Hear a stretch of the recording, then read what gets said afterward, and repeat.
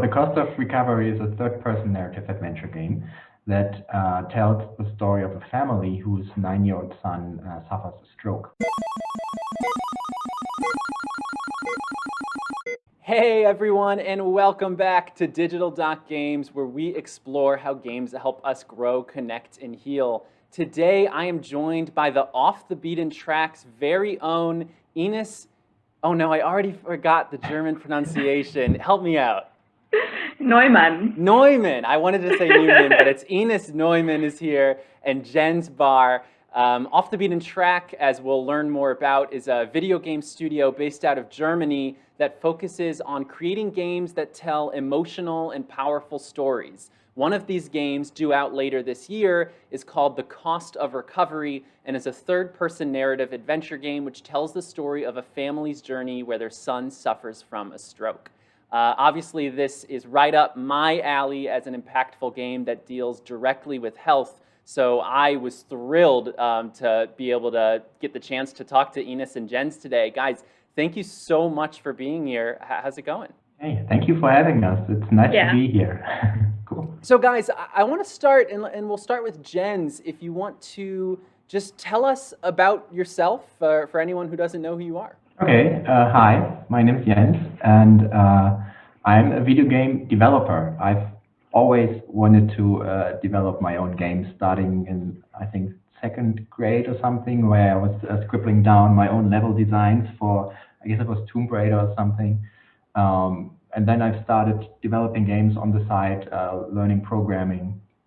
And after my studies, I decided to start a company, which turned into Off the Beaten Track. And I'm super excited that we are able to develop games that we really believe that should be made, and that we have the chance to develop games because it's so much fun. And at the company, of course, I do a lot of the bookkeeping and stuff, but I also get to do a lot of game design and writing and programming, which is super fun.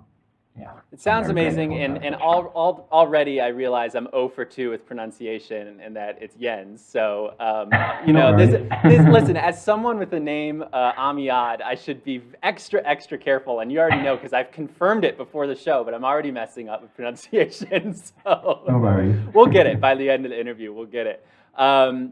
Well, that's really exciting. And then Ines, you are on the more of the outreach, the marketing side of things at Off the Beaten Track. But I'd love to hear a little bit more about yourself as well. Yeah. Well, I started playing video games very early on, but never really considered it as a way to go work-wise for a very long time. And I'm actually still studying and writing my master's thesis in sociology. So there's that. I'm just working part-time at Off the Beaten Track. And it was a few years ago when I worked at the Gamescom. I guess you might know about it. It's the biggest video game consumer lab in Cologne each year. And I worked there at the Nintendo booth and at the Nintendo Indie booth. And that was where I got to know indie developers and their love for their games. And it was my job to tell people about their games. And then I noticed, well, the video game industry is not just for people who develop and who create art and stuff, but there's also a place for people who cheer about the developers and cheer to others about the developers. So and yeah, that's where I come into play. Well, I love that because that's one of the things that I love to hear as someone who's passionate about games and is, you know, finding these backdoor entrances to the games industry. It's interesting for me to see, like, if you want to work in games but you don't have the coding or developer skills, you know, these are the ways you can still do it. I am curious though. You said that you kind of got your first taste there, you know, into the games industry at GamesCon. How did you end up working at the Nintendo booth? Well, that was not that complicated to be honest, because it was not working for Nintendo directly, but for an agency. And I had a friend who had worked there before, and then I kind of had the connection. And that I ended up at the Nintendo Indie booth, that was really just coincidence. And at first, it was the year where they were promoting Zelda Breath of the Wild. And Uh-huh. of course, at first I was like, no, I wanted to promote Zelda. and then I was at the indie booth. And in the end, that turned out to be so much better because we actually got to meet the developers, meet the publishers, and we had more time with people. So if someone came up to us, we could really tell them all about the game. Maybe they knew nothing about it, and we were like, oh, it's so awesome, you should really try it because it's this and this and this.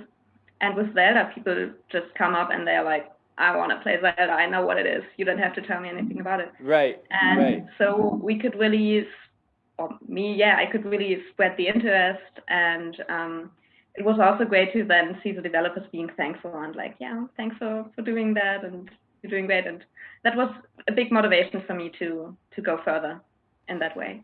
So how then, so that's kind of your intro into the games, working in games on the marketing side. At what point, Ines, did you meet, I guess, Jens? I mean, can you tell me sort of how that the studio of Off the Beaten Track was formed? And maybe, and you know, you let me know who's the best person to respond. You can take turns if it makes the most sense. I just started, then at one point I will go over to Jens, I guess, and Jensen. Aha, it's catching on. It's catching on. When you speak in English, it just happens. That's right. But for me, it was 2 years ago when I really decided, okay, I got to get into that scene more because, I got to do something to get into there. And then I visited a local video games course that was held by Jens, and it was not so much about technical development, more about game design and things like that. And then once I stayed after that for meetup and got to meet more people and also talk to them about okay, you're all very technical people, but like what ways are they into the industry as someone else, as someone that maybe studied on the marketing technology. side, right? And then I was very excited when actually a few weeks later, Jens wrote to me on Twitter and told me about this company he was founding, which was Off the Beaten Track. And I guess makes more sense for you to tell us about it. I've been meaning to start this company for a while. I've been developing games on the side for years, but didn't really find the right time to start a company out of that. And then a government funding was started here in Germany 2 years ago, and that kind of was the perfect timing to kickstart the company. So I applied for that funding, and we got it, which is how most of the cost of recovery is funded, and that allowed me to start this company, which is really, really awesome. And so was this government funding? Was it specifically for something in the lens of media or entertainment, or is it a little bit more broad than that? It's specifically for video games. That's really cool. Yeah. So they are funding projects that are video games, which is really cool. That really helped our local developer scene here in Germany a lot, of course. That's really cool. Yeah. And then I met Ines and a lot of other cool people and decided that those would be the people I wanted to start this journey with. I had organized those meetups, as Ines said, and the game development course, and also some game jams. And that was really cool because through that I knew a lot of people I would want to start this company with, and I didn't really have to go out and look for people to hire. Yeah, that's the best thing is when you can find a group of passionate people and you're like, well, this is the group I want to work with. Now let's figure out what we're going to do. I love that. So there are a lot of video games that you could make, right? But Off the Beaten Track, what struck me as so interesting about you guys, and what continues to strike me as interesting, is that you're not necessarily only interested in making sort of the classic, game for entertainment purposes. That certainly is there, but you do have this mission to tell these powerful or emotional stories. Was that something that Jens, you had envisioned from the beginning, or did that kind of happen organically through conversations with the team? I kind of envisioned that at the beginning, but of course that idea got stronger and stronger the more we talked about it with the team. I've always resonated more with games that try to do something a little bit different. Some games that tell impactful stories really resonated with me, and I kind of knew years ago that if I go into games, that those would be the games I want to make, games that are a little bit different, games that are a little bit out there. And I think games can tell these kinds of stories and tackle these topics. And I think it's important to do so. So I was excited to hear that the team was open to that as well. And Right. then we decided, let's do that with Off the Beaten Track. Yeah. And Yeah. Ines, is that something that that drew you to the studio as well? The fact that they were making sort of these different games? Well, to be honest, at first I didn't completely know what I was getting into. I mean, the name Off the Beaten Track kind of suggests what the way of the studio is and that we want to do things differently. But it was really like Jens telling us, "Hey guys, I want to found a studio. Are you interested?" And then come to our first meeting. Right. And that was when he told us. That was when he told us about what his idea for the game was. And of course, it was rough around the edges, but there was that idea of a child having a stroke and about the family. And I mean, to be honest, at that point, I might have taken any opportunity to work in the gaming industry, but Right, it felt right. great to go there and to hear that idea and to be resonating with it and to and yeah, I could really feel myself into it. Yeah. So Yeah. that's even better when you go there and you find out about the idea for the game and you're like, yes, I actually want to support that. I'm not just here for being in the games industry. I'm here for the game, really. Right, right. Well, it's really exciting, and we're going to dive in just a second to actually what is this game that you're working so hard on right now.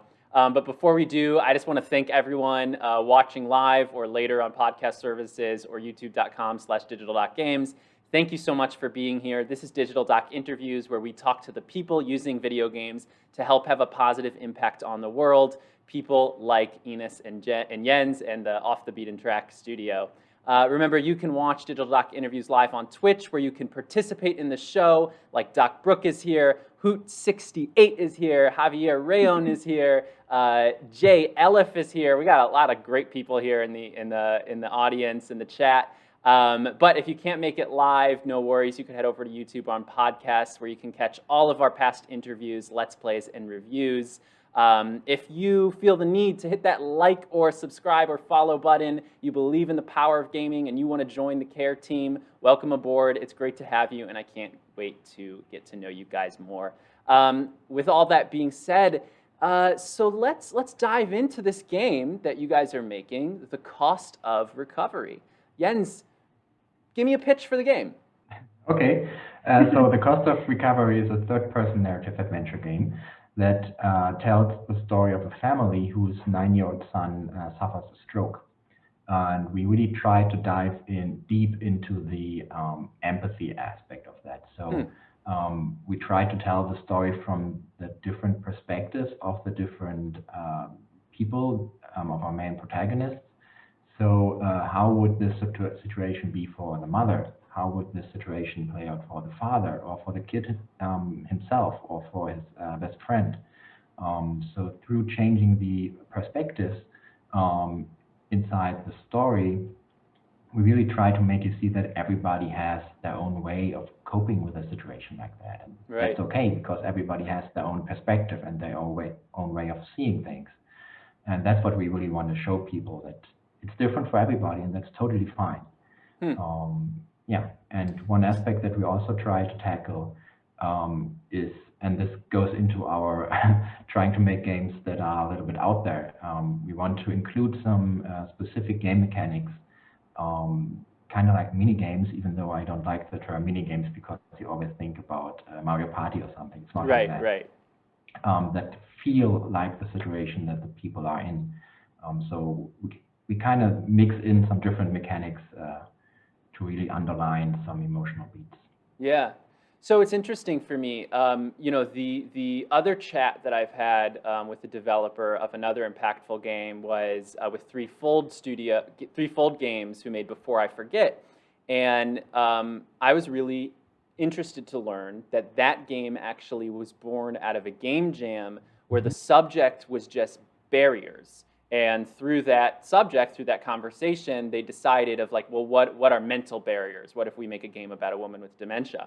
Um, in thinking about what game you wanted to make, what for you came first? Did you know that you wanted to deal with a topic of health, of illness, or was it something more abstract at first, and then that story kind of fit the bill for the message you wanted to deliver?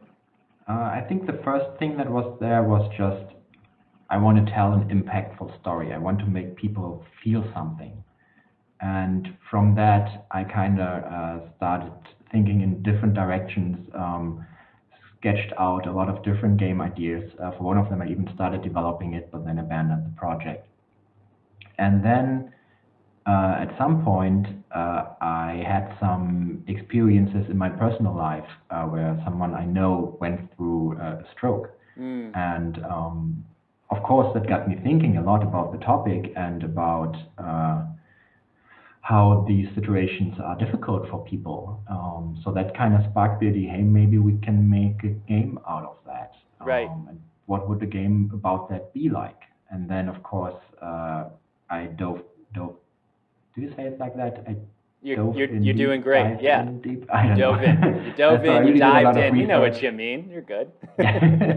I did a lot of research, of course, and really brainstormed story ideas, and then eventually things fell into place, and we landed at the story that we have now. Yeah. So tell me about that research, because it's really interesting for me to hear that you had a friend who had, did you say suffered from a stroke? Is that right? Hmm. Yeah. So that was sort of your intro to the subject. As a team on the research stages, was it talking to that friend? Did you find other patients to talk to? Did you find healthcare professionals to talk to? Were you just Google searching? How did that look to get an accurate representation of kind of the tense subject matter that you were dealing with? Of course, a lot of it is experience and just what I witnessed during that time. And a big part of this, of course, is Google searching and learning about it, and reading a lot about it, but also talking to a few people. I like to talk to more people, but it's also difficult to find contacts. So yeah, most of it was the classical research and reading articles, reading stuff. And through that, we had to iterate the story quite a few times because we might have planned something to happen a certain way in the story, but then through research, learned that it doesn't happen that way. Right. For example, we thought that the kid would be in the hospital for months, maybe. And then through research, we learned, no, it's more like 1 or 2 weeks tops. So we had to kind of adopt the story to that. Right. Yeah. Yeah. And then, well, let me ask Ines, as far as the marketing kind of aspect goes and engaging the community and selling this game, right? Do you feel like there are any challenges in promoting a game that sort of is about this, more heavy subject? How did you navigate that? Because I would imagine that that would be a difficult thing to approach. I think that actually it's not so much the health aspect that is hard, but being a narrative game itself. Because so many games that are more gameplay focused, not like we're not gameplay focused, but others that are Sure. like, imagine a jump and run. You can show a lot of scenes beforehand, and you can show, look at this game mechanic that's new, and you can make people want to play that, to feel that game mechanic. And we can't do that. We can't say, oh, look at this cool story scene. Don't you want to experience this cool story scene? Because Yeah. you've experienced this in that moment. So that is the harder aspect. But yeah, with the health thing, I think one thing that is actually good for us is this empathy factor, and that we're not just talking about that stroke. Right. I think there's two layers of us approaching health, and one of them is stroke. And of course, we want to approach it right. We want to portray it right. We don't want to make mistakes. We want to show how life is like, especially for a child after having a stroke and having these new limitations in physical capabilities. But then the other aspect is really how the family deals with it. Yeah. And that's one of the things that drew me into the game at first when Jens told me about it. I can say I've not had anyone in my family or someone close to me having a stroke, but I still resonated with it because there was something else that happened to me that was very hard for our family. And I experienced how hard it is to talk about that, to find ways to approach it, to connect when something has gone wrong. And I think that is something that will speak to a lot of people, that this game is not just about having a stroke, it's about having a difficult situation and dealing with it. And that's also something I noticed when people watch our trailer, that a lot of people say they have chills, they can really feel it, even if they don't know anyone that had a stroke, but they still know that feeling of well, how do I approach others about this problem? How do we reconnect about this? How do we get through this together? And, Right. Yeah. Yeah, and if you haven't watched the cost recovery trailer, make sure to do that. You can do that on my channel on YouTube. You can watch alongside with me with my reaction. I think I threw out the chills card, so I definitely relate to that. Or you could certainly find it on Off the Beaten Track's YouTube as well. So Ines, obviously this game has a large appeal. I think, like you so elegantly said, you know, it's not just about the stroke, it's about the empathy, it's about the family's experience. There's a lot, you know, that people can relate there. Other than the sort of traditional people who are already playing games, is there anyone else that you think, maybe they don't traditionally play games, but that you think should play this game? I totally think that people coming out of a health context, as makes sense as we're talking to you about this, it could be interesting to them. And I actually talked about to a psychiatrist about our game, and she was very excited to find out that there are these kinds of games, because she connected games with shooters and maybe Super Mario or racing games, and didn't really think about these emotional games. And she actually said to me that we should advertise these games to people in this context. And of course, that's something that we would approach later on, because if you approach people who don't play games, you don't go to them and say, oh, look, there's a game that's coming out in a year that might be interesting to you. You go up to them when it's ready, and then you tell them, look at this game, it might be interesting to you. So there is definitely this other area of players that we will try to approach, and that I think this game will have value to, totally. It's just hard to approach them right now. But I think that's one of our goals as a company, is to change people's perception of what video games are. And as far as I can see now, the cost of recovery might do that. Yeah. No, I think that's awesome. I think I've talked about it on the channel before, but I have this idea, maybe even in medical schools, maybe it's in residencies, or you know, some other health, you know, place. I'm so elegant with my words. You know, I would love to see like a video game club, right? Like not like a book club, but a video game book club, where the learners and the educators, you know, go home and play these games, or they play them all together.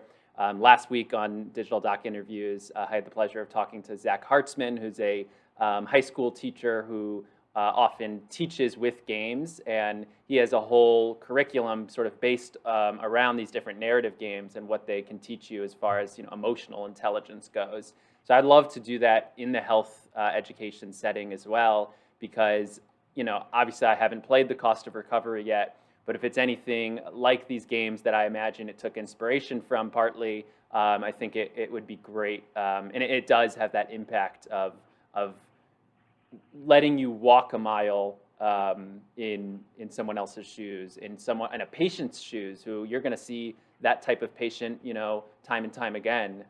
So I think it's really impactful there. So you've mentioned Jens and Ines a couple different times this idea of empathy, and it was important for you to build a game that can convey empathy. And anyone who watches Digital Games knows that that's one of my favorite things about video games. And I believe, like at the heart of it, that's like the power of games right there, is to deliver empathy.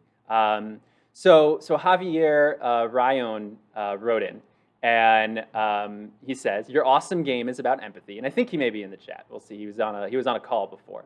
Do you have as a game design objective to increase a player's feeling of this emotion? If so, how do you know if you're achieving it? So how do you, as a game designer, approach trying to teach or convey the emotion of empathy?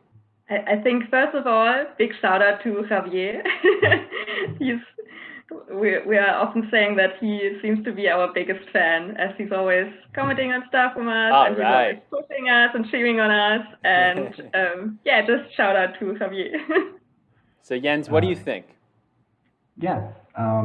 So as you say, empathy is really something that's at the heart of video games, because unlike any other media, when I play a video game, I am the person who's controlling it. When I watch a movie, I just watch it, just as not to be misunderstood, but in a video game, I am the person who does it. So I really see the world through those people's eyes. So we already have a big chance to promote empathy. Right. But in our game, we try to enhance that through making you see these situations through the different people's eyes, which does not mean that we give you the same situation, but at one time you do it as the mother and then you do it as the father, but we really handpick the situations, what would be the biggest, the strongest reaction for you, what would make more sense for you, just so you feel what these people feel, and also to see that there could be misunderstandings there, that maybe the father is under a lot of pressure, and then when he comes home, he snaps at his wife, but that's not because he's angry at her, but because he had a hard day at work. Right. So through handpicking which parts of these scenes you see through whose eyes, we can really determine like whose side of that story you see. And then also the mini games that I've talked about earlier, those are designed to make you feel those feelings. I don't know if you've played What Remains of Edith Finch, but I think that game does an excellent job of really making you feel what the people feel in the situations through game mechanics. And that's something that we're trying to emulate as well. So one example would be in a discussion where the mother and the father are really discussing a heated conversation. We switch to a difficult dialogue system. We don't use the traditional choose what you want to say dialogue system, but we turn it into a card game, using the metaphor that you're playing these arguments as if you were playing cards, and then suddenly you see how this heated situation kind of stacks on top of each of itself. Wow. And you see how you have like limited time to play out your cards, and maybe you have that one card in your hand that you know would be hurtful to play, but you would win when you play that. And suddenly the player has this decision: do I play this card, which I know would destroy the other person, but I would win this argument? So we're trying to do stuff like that, and mix in different mechanics in places where you normally wouldn't see them. Yeah, that is fascinating to me. I don't think I've ever really seen that in a game before, and you're so right. Like that's something like you're creatively thinking about these different ways to interact, these different ways to, these mini games of how they can impact the characters' every days, their arguments, whatever it is, and that's not something that could be done in another medium. So I'm really excited to see that. You mentioned What Remains of Edith Finch. Were there any other games that served as an inspiration for the making of The Cost of Recovery? So the first game people seem to think about when they see our game is That Dragon Cancer. I knew it was coming. I knew it was coming. Yeah, that's just the first game that comes up. And oddly enough, it wasn't really an inspiration for us. Of course, it's a game that tackles very difficult and similar subjects as our game. But in terms of how the story is told and how the game is played, it's completely different. Big inspirations for us were What Remains of Edith Finch, but also games like Florence, which is my favorite game of 2018, which is a super small mobile game, which really does a good job of conveying emotions through game mechanics. I don't know if you know the game. It's just like half an hour long, and you can play it on your phone, and I recommend you do it. Right. And also games like Firewatch or Life is Strange, mechanics-wise, are of course big influences, because those are really, really good third-person narrative adventure games, and that's of course what we are developing. Wow, really interesting. I'm curious, Ines, do you have a favorite game in that genre? We've mentioned a couple at this point, but in that walking sim or any other game that you think maybe this Cost of Recovery took inspiration from, do you have a favorite? I know what Jens's is. It's like a running gag in our studio that Firewatch is definitely his favorite game. Okay. Tell me if I'm Firewatch is great. Firewatch is great. And I find it's always so hard to say what your favorite game is, but since I just played Life is Strange 2, and that's very stuck in my head still, maybe it's Life is Strange. Yeah. And one thing I like about that is that it's not it's an impactful game, and you feel very strongly about it, but it's not a hard game. And Right. that is, I think, also something we're trying to achieve. We don't want to have any skill barriers to our game. We don't want to make the mini games so hard, or like your reactions have to be so fast that there would be people out there who can't play it. I mean, it would be irony in itself if we portray a stroke and then someone who had a stroke maybe wouldn't be able to play this game anymore. Wow. Yeah, that's a really interesting point. Just also throwing the accessibility aspect out there, which is very important to us. Yeah. You can't make a game about health and then exclude people because of their capabilities. Right. I strayed from the question, right? No. That's fascinating, and I'm so happy to hear that's been something that you've kept in mind as developers and as a small studio as well. And I mean, I'd love to see, Off the Beaten Track can be a model for the rest of the industry in that way, of keeping that in mind during your development, because that is a extremely, I remember this time when I was working in the hospital and I went to go see a patient, and she had severe rheumatoid arthritis, so much so, like worse than I've ever seen. I didn't even know it was possible, that she was, pretty contorted in her, in her, her body shape, and, had very limited mobility. And she was a graphic designer. Specifically, I'm pretty sure she told me what she does is she designs clothing in The Sims.